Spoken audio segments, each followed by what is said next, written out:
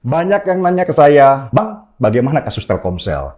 Ternyata masih banyak yang perhatian ya terhadap kasus ini dan terus memantau sampai sekarang. Kasus Telkomsel masih bergulir dan tim pengacara saya masih terus sidang di pengadilan. Kasus gugatan ini, apalagi perdata, memang jalannya panjang dan lamban. Beda dengan kasus pidana misalnya. Dan kemarin pengacara saya sidang. Sidang selanjutnya ditunda sampai tanggal 16 Juni. Saya proses terus deh kasus ini. Telkomsel sendiri dengan arogansinya menyewa pengacara mahal seperti Yusril Mahendra.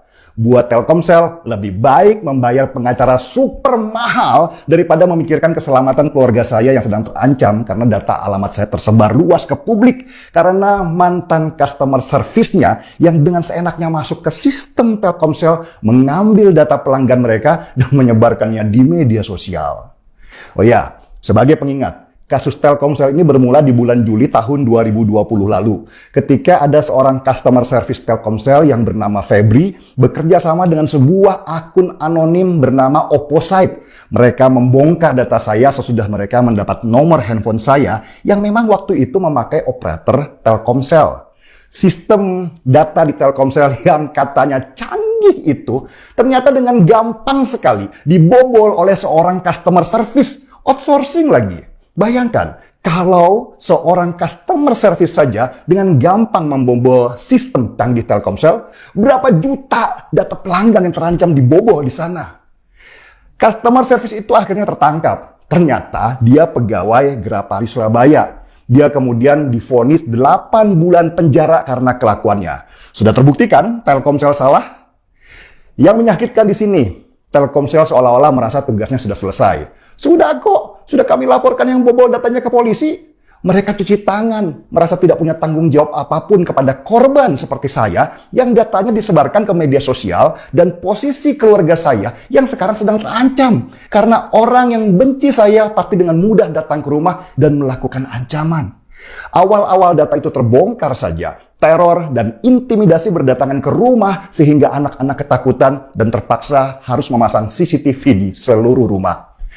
Telkomsel bahkan tidak perlu merasa meminta maaf dan memberi solusi terhadap situasi yang saya hadapi. Seolah-olah mereka bilang gini, itu masalah lu, bukan masalah gua. Buat Telkomsel, saya ini hanya semut kecil dari sekian juta pelanggan yang dia punya. Kenapa Telkomsel bisa begitu arogan dan tidak peduli kepada korban yang datanya dicuri?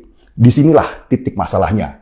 Negara kita tidak punya undang-undang perlindungan data pribadi sehingga perusahaan telekomunikasi seperti Telkomsel dengan seenaknya saja berpaling dan tidak peduli.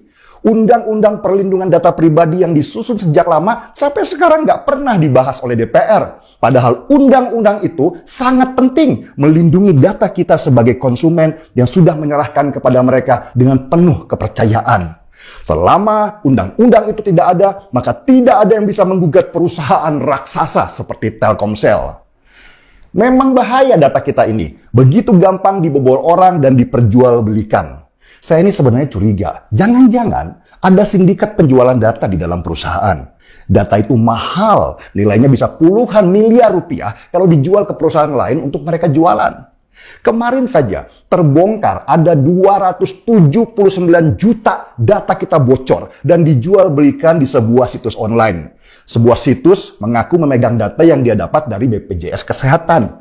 Jutaan data kita mulai dari nomor KTP, KK, alamat rumah, sampai foto pribadi dijual dengan model di-download. Asal orang mau bayar pakai uang kripto, Bitcoin, yang kalau dirupiahkan nilainya sama dengan 87 juta rupiah sekali download.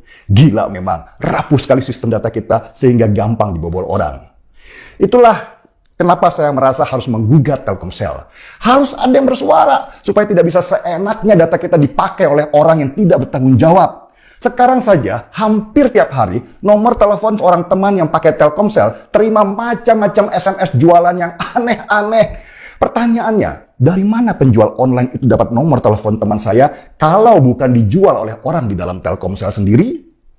Di sini saya ingin mengetuk hati Pak Erick Thohir, Menteri BUMN yang juga membawahi Telkomsel sebagai anak perusahaan Telkom, salah satu BUMN di Indonesia.